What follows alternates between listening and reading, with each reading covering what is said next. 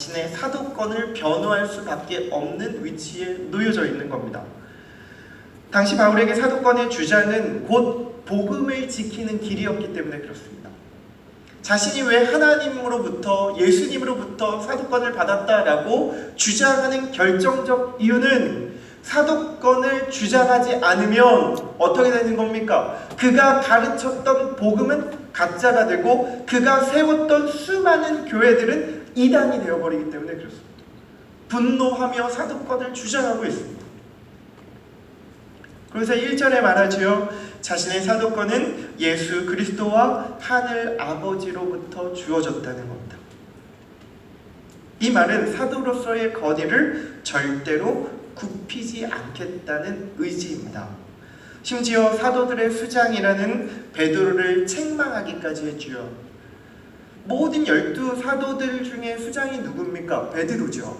이 베드로를 책망하는 사건이 2장에 나타나고 있는데 이 내용을 왜 사도 바울이 다루어냈겠습니까? 자신의 사도권에 대한 강력한 어떤 표준처럼, 근거처럼 나는 사도로서 너희들이 주장하고 있는 이 수장도 두려워하지 않고 예수 그리스도의 온전한 복음에 근거하여 꾸짖을 수 있는, 책망할 수 있는 자임을 이 만천하에 드러낸 사건이 바로 2장 사건이죠. 하는데 제일 앞장섰던 사람이 사도 바울이었습니다.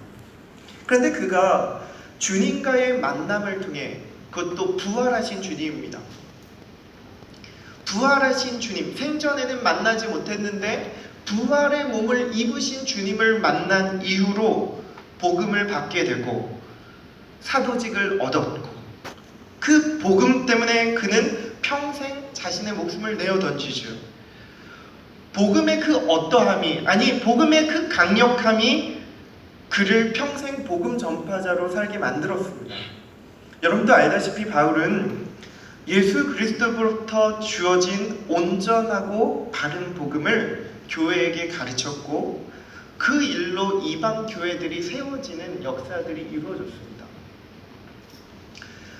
유대인 예루살렘 교회라고 말하고 있는 유대인 중심의 교회와 사도 바울이 복음을 증거하기 시작했던 이방인 교회는 아마도 AD 100년 정도에 갈라지기 시작했습니다. 다른 길을 가게 되었고, 이 AD 100년 후에 이 사도 바울이 이방인 교회로 세워졌던 이 기독교 전통이 오늘날 우리까지도 흘러와 이 교회의 전통으로 받아들이고 있는 겁니다.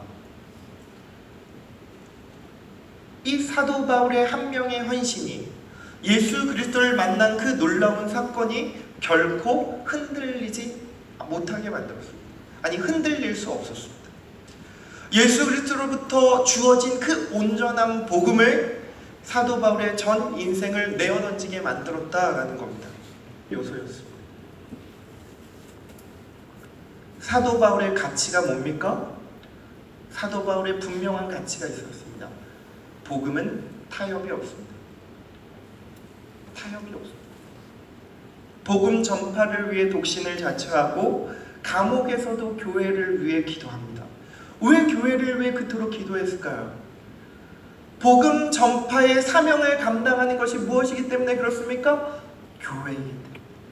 놓치지 않고 교회를 위해 기도하는 이유가 거기에 있습니다.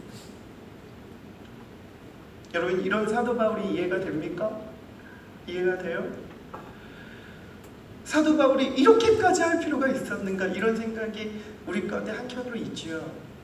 근데 여러분, 그 절대적인 복음을 경험하고 그 온전한 하나님을 경험한 그 일순간의 순간은 사도 바울의 인생에 있어서 절대로 놓칠 수가 없었던 겁니다.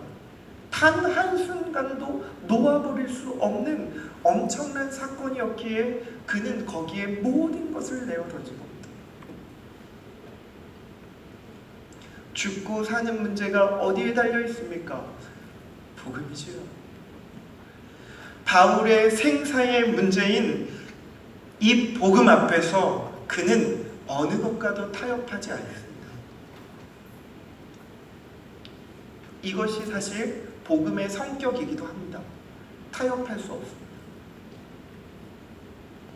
여러분, 복음을 모른다는 말은 죄송하지만 예수님을 모른다라는 말입니다. 복음을 모른다라는 말은 정말로 죄송하지만 예수님을 믿지 못한다는 말과도 같습니다. 내가 복음을 알지 못한다라는 말은 더 죄송하지만 그에게 구원이 없다는 말과도 같습니다. 좀 세게 얘기합니다. 사실이 그렇게 그렇습니다. 여러분, 잘못된 교리가 사람에게 들어가면 어떻게 됩니까? 그 교리가 나의 마음 가운데 적용되고 작용되어서 전혀 그 잘못된 교리, 이단의 사상들이 예수님과 관계를 멀어지게 만드는 거예요. 나는 예수님을 사랑한다고 고백하지만 그 교리, 그 복음의 교리가 잘못된 교리 하나가 우리 인생 가운데 딱 떨어지는 순간 우리는 주님과 관계없는 인생을 사는 겁니다. 사단이 가장 공격하기 쉬운 게 뭐겠습니까? 교리죠. 복음입니다. 타협할 수 없는 이 복음을 우리는 끊임없이 붙들어야 하는데, 여러분, 시대가 지나면 지날수록 어떻게 되는 겁니까? 다양한 방식으로 복음을 표현하려고 하죠. 다양한 방식의 옷을 입어야 된다고 말합니다. 복음도 다양한 방식의 옷을 입고 사람들에게 접근해야 된다고 말하지만 아닙니다, 여러분. 안 됩니다. 사수하고 지켜야 되는 겁니다. 사수하고 지키는 것이 교회의 책임이고 예수를 믿는 자들의 마땅한 사명인 거예요. 사수하고 지킬 뿐만 아니라 더 나아가서 어떻게 해야 되는 겁니까? 복음 전파의 사명을 감당하는 거죠. 저는 우리 실로암에 여기에만 머물러 있는 거 원하지 않습니다. 목사님, 복음을 아는 것, 영광스러운 그 복음 안에 머물러 있는 것만, 여러분, 거기 안에 머물러 있는 것에 저는 만족하지 않습니다. 나가야죠. 그 복음 들고 나가는 것까지가 우리가 마땅히 해야 할 역할이에요. 근데 문제는 뭡니까? 복음을 모른다는 거예요.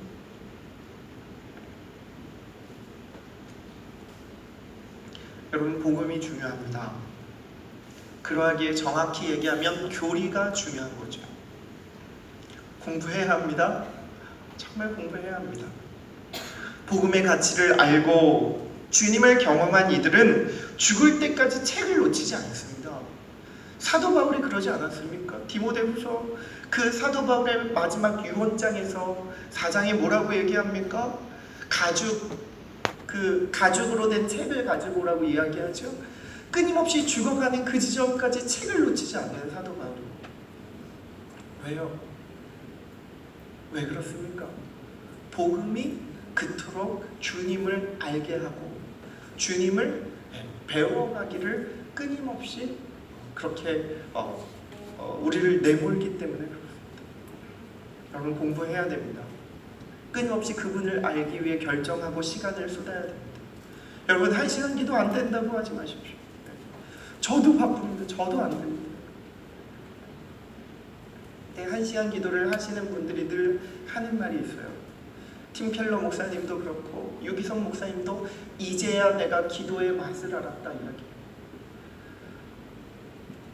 1시간 기도가, 통으로 하는 1시간 기도가 우리 인생 가운데 살아있을 때 그때 비로소 기도의 맛을 안돼요, 여러분. 저도 모르는 겁니다. 새벽 기도 1시간 말고 그 이후에 또 1시간을 떼어 드릴 때 비로소 그 맛을 알 것 같아요. 근데 바쁘다는 이유로, 성경 연구할 수 있는 시간이 부족하다는 이유로 그 시간을 때리기가 너무 어려워요.